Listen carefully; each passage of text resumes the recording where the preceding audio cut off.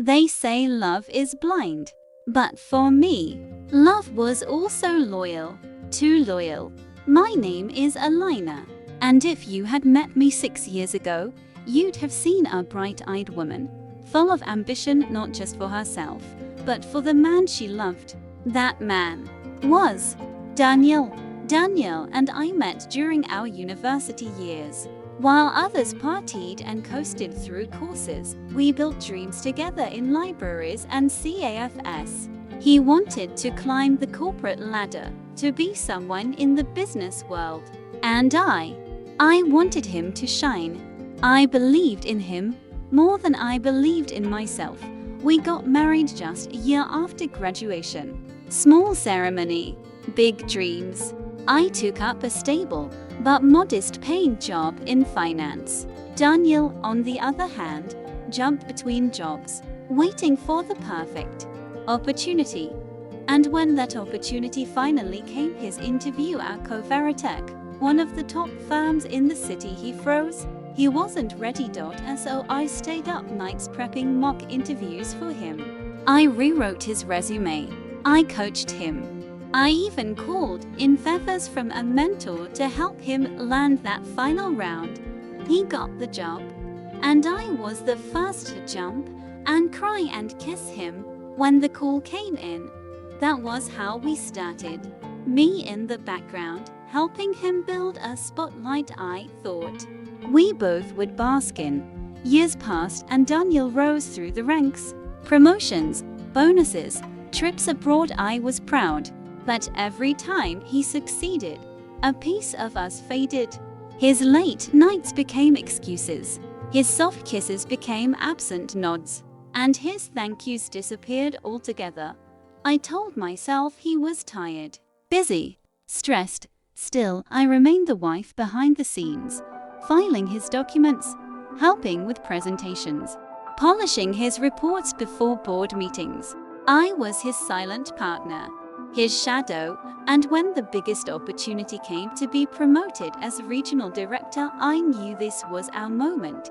He needed to seal a high-stakes merger with a rival firm, but the financials weren't adding up. I stepped in, worked discreetly, with a few contacts, helped him balance the books, fix the projections, and prep a winning strategy. He aced it. He was made regional director in less than 2 weeks, and still, not even a whispered thank you. But I smiled, because I loved him. And sometimes, love means staying silent. Right, wrong, that silence became a grave I was digging with my own hands. It was the night of his promotion party. Everyone toasted to him, sang his praises. I stood in the back, watching him beam. And then I saw her, a slender woman in a silver dress. Young, beautiful, touching his arm a little too intimately. Her name was Lexi, his assistant. I didn't know it then, but she was the mistress, and within a year, I'd be in jail, betrayed by the very man I built from nothing. And worse, he'd tell the world I was a criminal.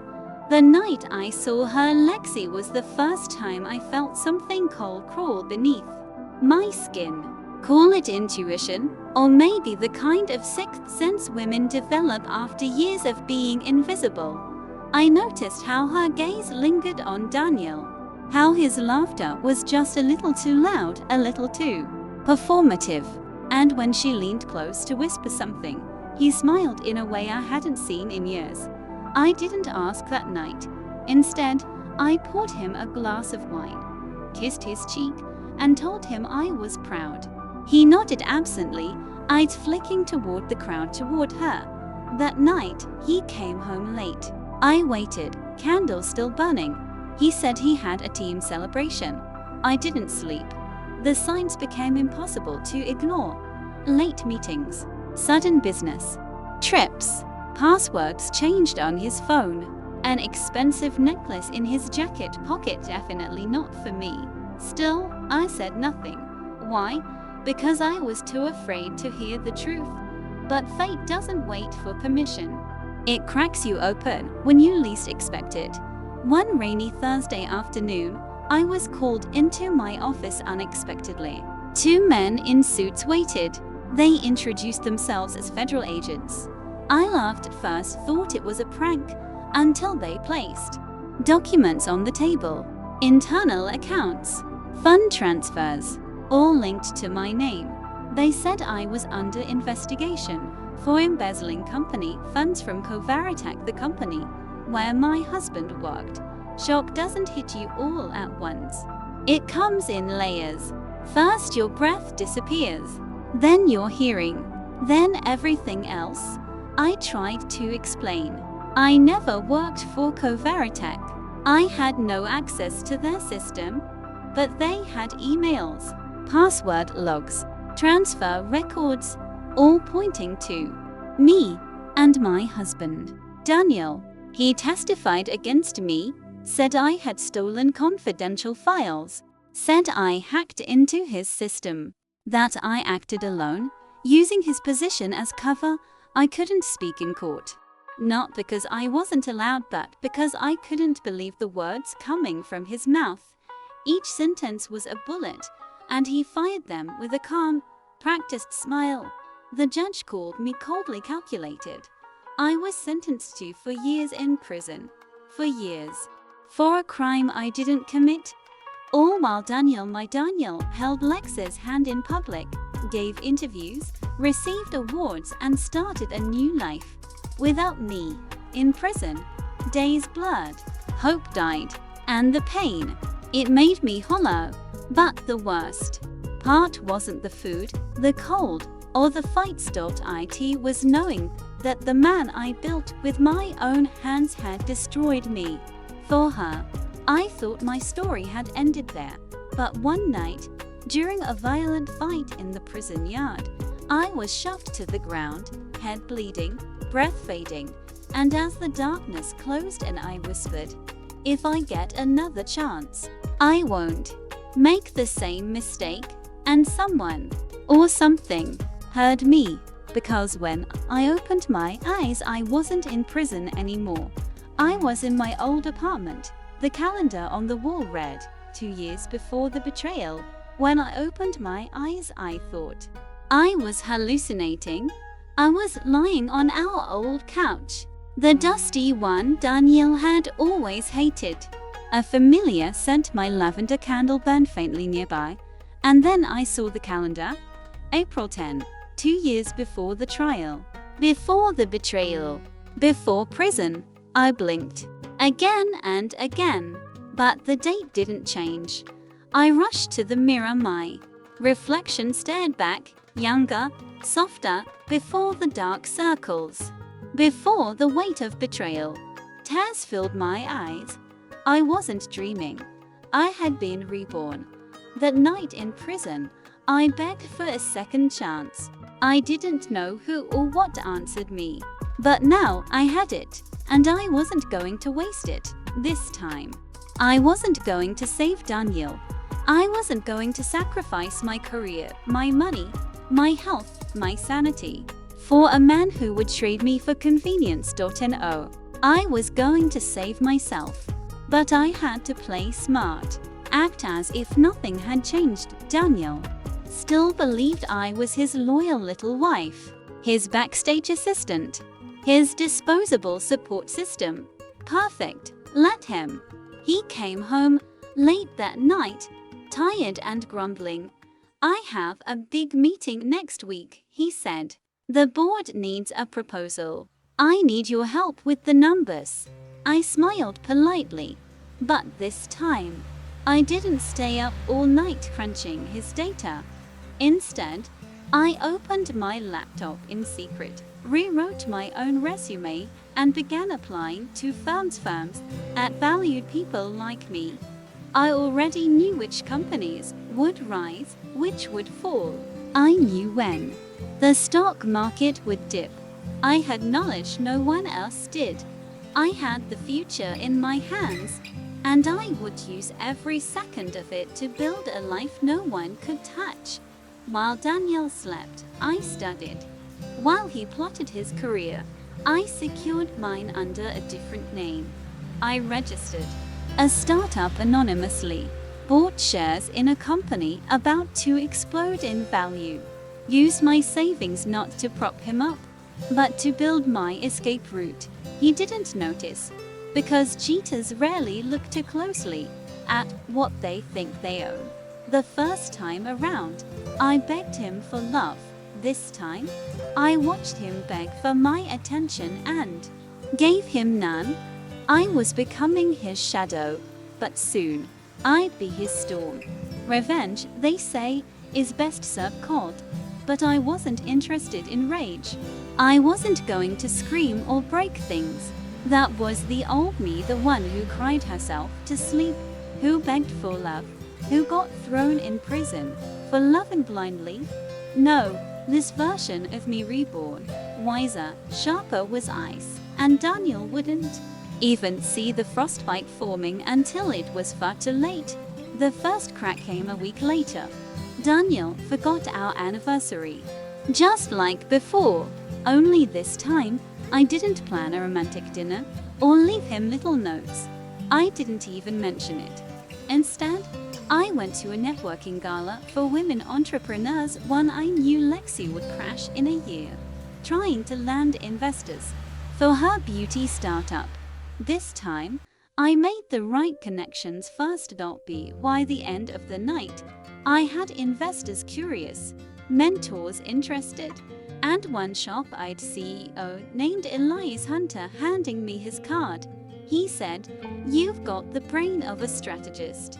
If you ever want to do something big, call me." I smiled. That was the beginning of my empire. While I was building a name for myself in private, Lexi was still lurking around Daniel, playing sweet, dumb, and desirable. Just like before, I began planting seeds slowly, carefully. One anonymous email here, a leaked screenshot there. A small rumor dropped in a meeting. Did you hear Daniel's assistant has ties to a leaking scandal at a rival firm? Enough to raise eyebrows, not enough to trace. Lexi's image, once spotless, began to tarnish. Daniel came home drunk one night, frustrated that his presentation failed. "I don't know what's wrong with me lately," he slurred. "Nothing's working. Even Lexi screwed up a client call today. I watched him from across the room." He didn't realize it yet, but his perfect little world was beginning to crack. And I was the quiet earthquake beneath it all. Using knowledge from my past life, I invested in a small biotech firm one I knew would cure a major plant disease and be acquired within months. I bought shares quietly, waited, and when the announcement hit, my profits tripled. I used those profits to hire a publicist.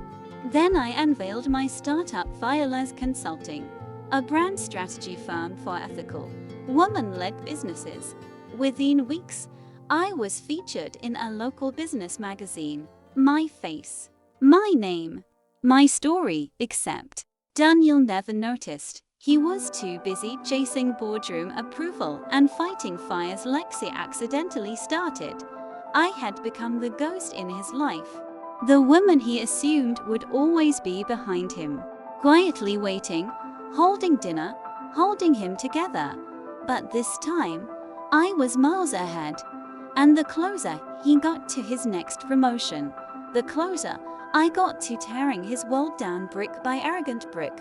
Let him climb higher, because the fall would be spectacular. Sometimes to rise, you have to burn. And I had already burned once, burned in betrayal, humiliation, and injustice. But now I was rising, not like a phoenix from flames, but like a queen from the ruins, calm, controlled, and quietly unstoppable. The world didn't see me coming, but soon they'd remember my name. I changed everything about me, not for him, not to prove anything. For me, I cut my long hair short, a sharp bob that gave me a cleaner, bolder look. I traded pastel skirts for tailored suits. I began showing up at industry mixers, startup pitches, and CEO roundables, always as a liner veil, not Alina Dawson, the forgettable wife of Daniel Dawson. And it worked. Clients signed with me, not because of my story but because of my sharp strategies, my calm demeanor, and my results. Behind closed doors, I was a storm of plans. Every client I gained was someone Daniel's firm had either turned away or failed to satisfy. I didn't just build a rival company. I built one that stole his lifeblood client by client. Daniel came home more frustrated by the day. The numbers don't make sense, he grumbled. We're losing high-end clients out of nowhere. The board's breathing down my neck. I listened, nodded, and offered tea. That night, as he complained about an anonymous competitor that had just poached a major health tech account, I sat in the other room, reading the client's welcome email from my laptop. Yes, Daniel, that competitor was me. Remember Elias, the CEO from the gala? He reached out again, this time with a business proposal.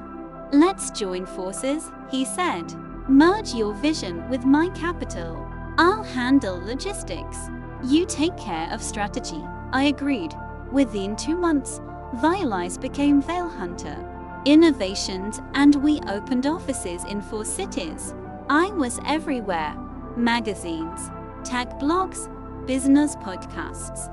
My face was now the face of rising female power in the business world, and Daniel, he still had no clue. At an award ceremony, honoring top business leaders, Daniel and Lexi strutted in, acting like royalty. They didn't see me until I stepped on stage to accept the Rising Visionary Leader of the Year award. Daniel's face turned pale.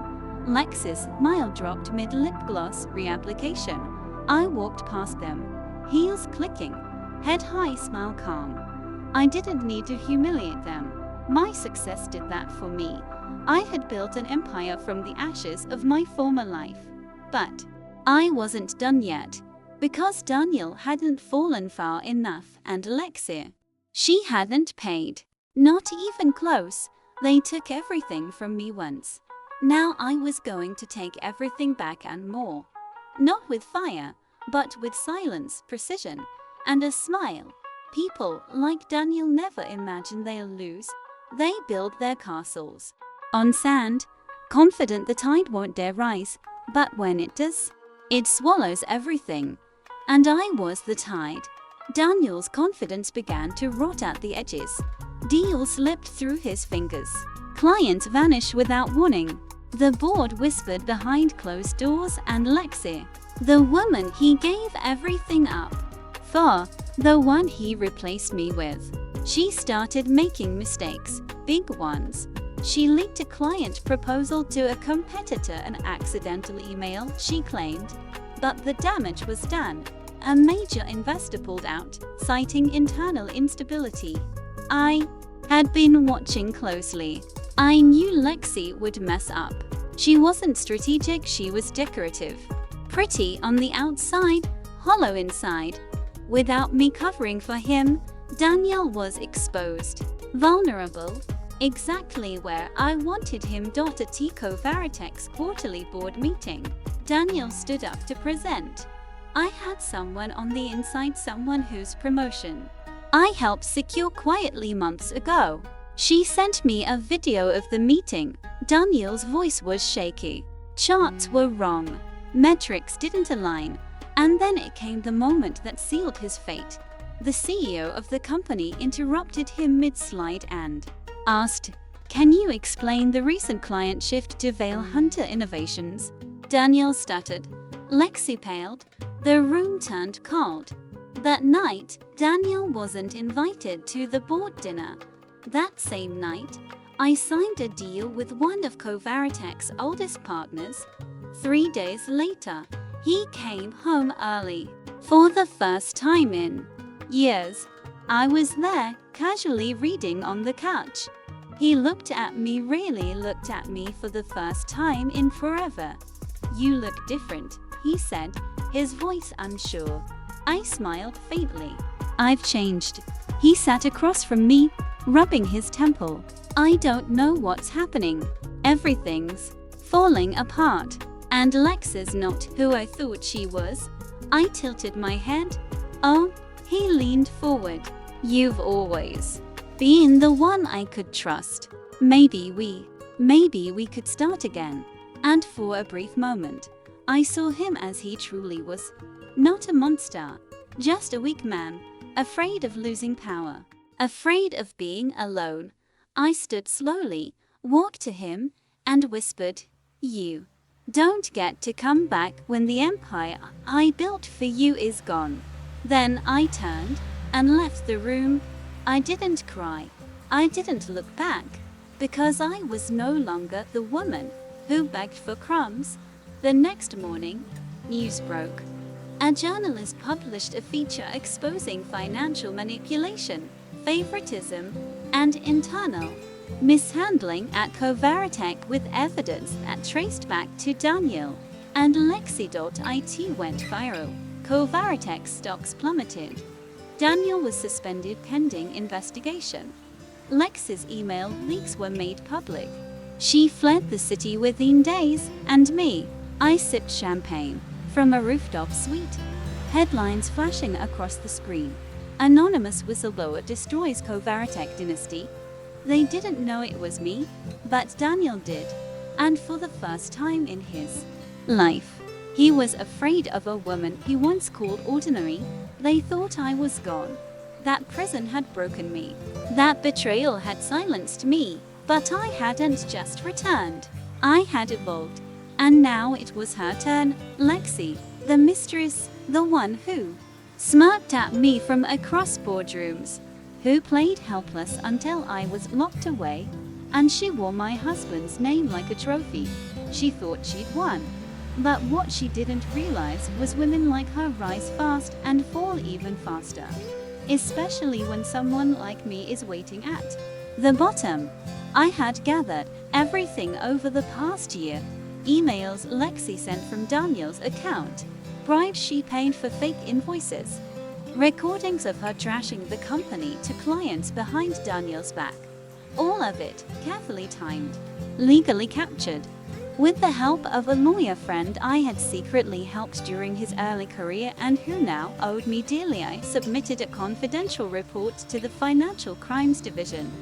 Within a week, Lexi was summoned for questioning. But before she could face charges, she ran, vanished from the city overnight. The media swarmed. Headlines exploded. Covaratech assistant linked to fraud ring. Where is Lexi Monroe? Corporate diva missing after whistleblower report. Her social media disappeared. Brand deals cancelled. Her influencer dreams turned to digital dust. And Daniel, he was summoned for a second round of investigation.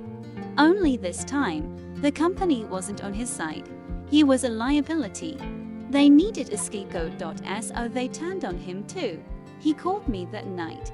"Alina, please, you have to believe me. I didn't know what she was doing. I thought I cut him off. You thought you could betray me and live happily ever after." His voice cracked. "I didn't mean to hurt you." I paused, then smiled coldly. Intentions don't erase consequences. And then I hung up. That was the last time we ever spoke. With Covaratech drowning, Veil Hunter Innovations soared.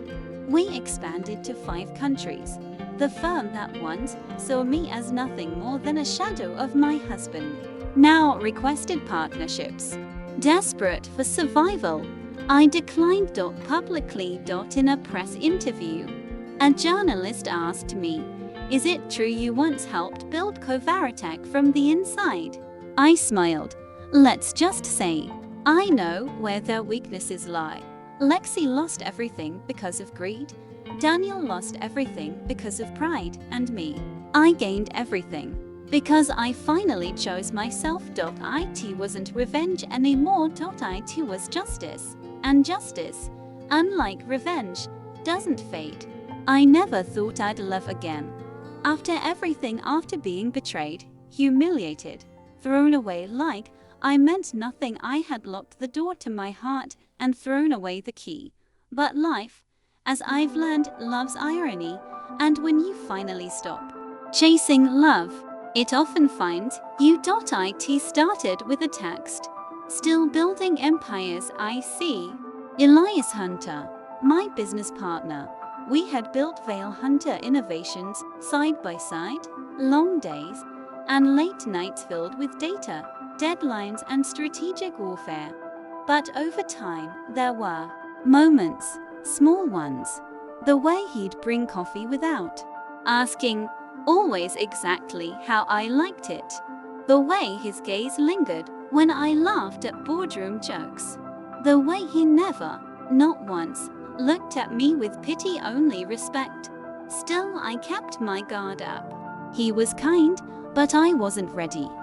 Until one night, after a successful product launch, he knocked on my office door. "You keep everyone at arm's length," he said gently. "But I'm not here to fix you. I just want to know you. The real you." I stared at him, heart racing. Then, quietly, I said, "She's still learning to trust." He smiled. "Then I'll wait." And he did. We didn't fall in love like fireworks. It was slow, safe, healing. He never tried to control me, never once made me feel small to make himself feel big. He challenged my ideas in meetings but praised me publicly. He held my hand when I was anxious and gave me space when I needed silence. One night, months later, we sat on a rooftop watching the stars. I was broken, I told him, twice. He looked at me and said, "No, you were bent. But you stood back up. That's power, Alina. That's beauty." That night, for the first time in years, I let someone see me completely. It was poetic. Really, Daniel, now stripped of everything, living in a modest apartment, scrolling through business news only to see me on the cover of Power and Profit, smiling beside Elias, captioned, "The couple revolutionizing ethical entrepreneurship." They say regret has a taste, metallic, bitter, unforgettable. I hope he savored every drop. I didn't chase revenge. I chased freedom. And in finding it, I found love not just with someone else, but with myself. I was no longer someone's assistant, someone's wife, someone's stepping stone. I was Alina Vale, CEO, survivor, loved. There's a special kind of silence that follows a storm, the kind where everything looks normal on the surface but beneath it's shattered. That was Daniel's world now. What he once held, power, prestige, reputation, was gone. Not all at once, but piece by piece, like watching a grand sculpture crumble from a single crack. I didn't need to destroy him. He did it himself. I just made sure the lights were on when it happened. His savings were nearly gone. The legal fees were piling up. His name, once respected, was now a punchline in business circles, and Alexia, long gone. She didn't leave a goodbye note, just an empty closet and a frozen joint bank account. Daniel had gone from boardroom god to pariah, even. The people he used to belittle now avoided him, not out of fear but out of embarrassment. And when he tried to apply for new positions, word traveled fast, unstable, unreliable, too much baggage. It happened on a rainy afternoon. I had just left a conference.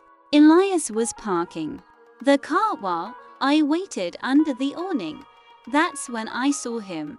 Daniel, standing in the drizzle, soaked, thin, desperate, holding our sum in a cheap folder, walking out of a nearby company I had just bought into. Our eyes met. His lips parted, as if to speak. I stepped forward slowly, heels clicking against the wet concrete. He looked smaller than I remembered, like a ghost of the man I once loved. "Alina," he said, voice trembling. I didn't know this was your company. I tilted my head, calm and composed. No, I said. It was never mine before, but now it is. He opened his mouth again, but I raised a hand. I loved you, I said. I gave you everything, and you gave me bars and betrayal. He shook his head, eyes pleading. I made a mistake. I was stupid. I thought, Lexi, you thought I was weak. I cut in. You thought I would never rise without you. I stepped even closer, voice dropping to a near whisper. But I didn't just rise, Daniel. I soared. He was shaking now. I lost everything, he said softly. I stared into his eyes and replied, cold but honest no. You threw it away. I turned, stepped into Elias's car, and didn't look back. Daniel stood there, soaked in rain, in regret, in the ruins of the empire I once helped him build. He wasn't the man who destroyed me anymore. He was just a lesson. Some people think revenge is fire, explosive, loud, but sometimes it's silence. It's walking away while the ones who hurt you sit in the ashes of what they once were. I didn't raise my voice. I didn't plot his death. I simply became everything he said I couldn't be. And that was the most painful punishment of all. They say life doesn't give second chances, but sometimes it does. And when it does, what you do with the chance defines who you truly are. I'm standing here today, not because of him, not because of Lexi, but because of me, because I refused to be a victim, because I chose to be a warrior. Looking back, I see now what I couldn't then. That love without respect is nothing, that loyalty without appreciation is poison, and that sometimes the best revenge isn't to destroy, but to rebuild. I found love again, not the desperate kind that blinds you, but the kind that lifts you. With Elias, I discovered trust, respect, and partnership. He saw me, not just the woman I was, but the woman I could be. Anyone watching who's been broken, betrayed, or left behind, remember this. They may bury you, but they don't know your seed. And seeds, they grow stronger, wilder, unstoppable. Thank you for listening to my story. This isn't just my story, it's ours. The story of every woman who's been told she's not enough, who's been pushed down, but chose to rise. Hoped you liked it. If you watched till the end, please comment "end" so that we could understand you were with us till the end. As well as, please let us know, where are you watching from? Before leaving, please hit the subscribe button, comment your thought and share with your nearest and dearest one. See you in the next one. Until to the next one, spread love.